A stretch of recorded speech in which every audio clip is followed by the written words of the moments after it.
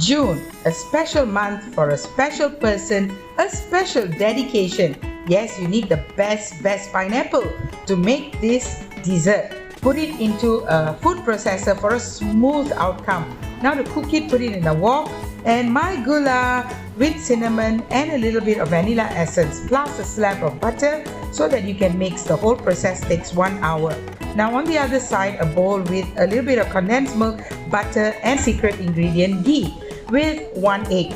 Now mix that all together and then add flour. As you add the flour, you got to knead the dough so that it becomes this beautiful consistency. Then you can roll it up, and the shape, it's hearts of course, because every dessert is connected with love.